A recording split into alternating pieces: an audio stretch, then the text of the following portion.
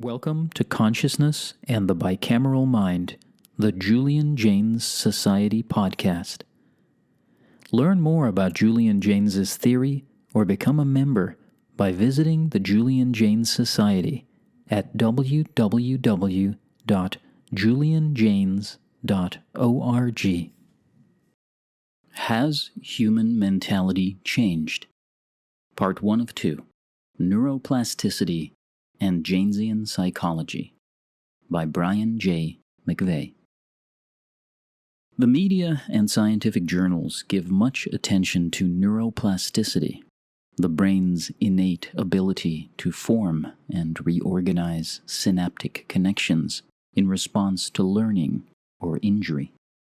Neurodiversity, variations in the brain regarding sociability, learning, attention, mood, and other various mental functions. Neurotypical and neuroatypical. From an intellectual historical perspective, these terms elicit interest because they call into question, at least in a very general sense, what has been a foundational concept of the social sciences, psychic unity. Introduced by the anthropologist Adolf Bastian, who lived from 1826 to 1905, psychic unity was further conceptualized early in the 20th century as an intellectual assault on racism by enlightened, well-meaning anthropologists. Psychic unity is a universalist idea postulating that human mentality is more or less the same everywhere. It challenged the previously dominant view of social Darwinism that viewed societies climbing a ladder of civilizational progress. At the top were late-19th century industrially advanced societies whose technological prowess was assumed to grant them superiority. In the case of Northern European and American powers, it was assumed that their white Christian identity explained their success, though Japan, which was not far behind the Euro-American sphere in terms of progress, obviously did not rely on white racialism and Christianity to account for its achievements. It was thought that less successful societies had not acquired the cognitive capabilities to compete with those higher up the ladder of civilization. The premises of psychic unity are still prevalent among not a few psychologists and configures assumptions that restrict research, despite recent interest in neuroplasticity and neurodiversity. Neuroplasticity, neurodiversity, etc. seem to take the individual as the basic unit of analysis. But what if we expanded the discussion to the societal level and additionally give culture, socializing experiences, and historical changes more prominence to add nuance to the theorizing? In other words, rather than neuroplasticity, we could speak of neurocultural plasticity. If there has been one researcher who arguably has done just that, it is the late Julian Jaynes.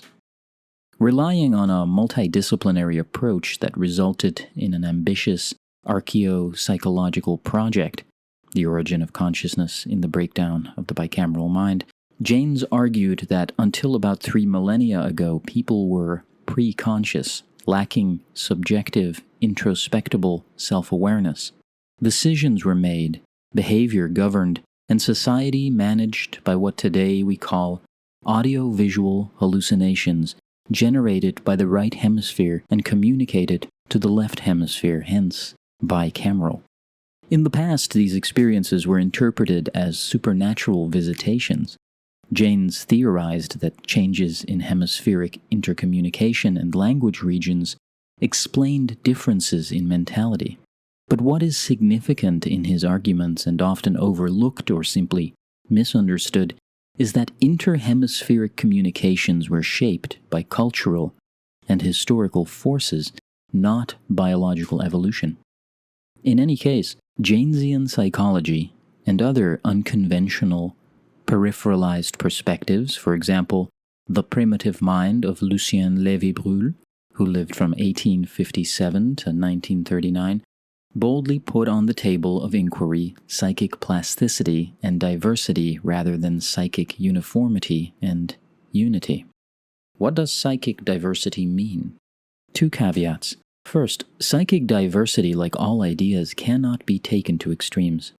Arguably, it has animated, misguided utopian dreams and political reformers intoxicated by human perfectibility. Overly ambitious plans for social re-engineering have turned into the nightmares of socialist and communist systems, still seen in incorrigible holdouts like North Korea. Second, the differences in mentalities throughout history and across cultures are one of degree. In concrete terms, psychic plasticity means several things. Let's start with an uncontroversial observation on which we would all agree. People do not all share the same assumptions, opinions, views, beliefs, and sentiments. No two individuals, even if they speak the same language, have been socialized within the same culture and have had the same experiences, agree on everything.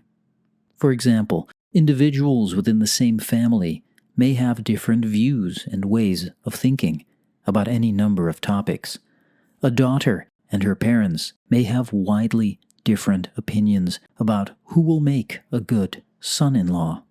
As any parent knows, different generational perspectives reveal different minds.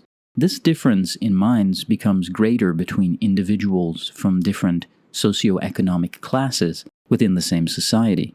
Cross-culturally, these differences grow even greater. Not unexpectedly, moving backwards in time increases psychological variation, and greater historical leaps reveal remarkable diversity. Such variability is more fundamental and consequential to an appreciation of Homo sapiens than common understandings and the ability to empathize with our predecessors may seem to indicate. Consider the reactions one would probably solicit from another person who is being instructed on how to use a computer. Teaching someone who grew up in the same culture and within roughly the same generation as oneself would probably acquire the skills relatively quickly. Literacy and its concomitant abilities, manual dexterity and typing skill, basic understanding of office equipment such as electrical sockets, buttons, etc. This is because there are many understandings structured by the same cultural, political, economic, and technological forces that are shared between the teacher and the student. Now, consider teaching someone from the late Victorian period. This student would undoubtedly be amazed by the computer and its applications. But what if it were possible to go back in time further, say 3,000 years ago, and meet a non-elite, uneducated commoner in Mesopotamia? Though it might certainly be possible to successfully teach this person, it would be far from easy, requiring a very long training period. Consider all the disadvantages the student would face. Illiterate and thus lacking literacy's highly powered concomitant abilities, for example, alphabetical sorting and ordering, rationalized classificatory schemes, access to vast quantities of data, highly abstract generalizing and manipulation of information, etc. Lack of fine finger coordination, an ignorance of how to utilize office equipment.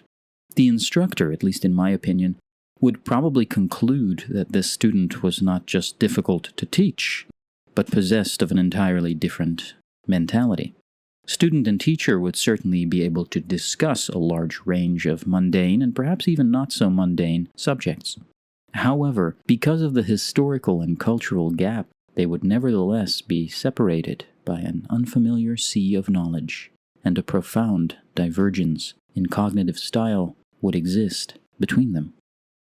The ability to communicate does not necessarily equal similar thinking. In part 2 of Has Human Mentality Changed?, I look at some of the implications of psychic diversity.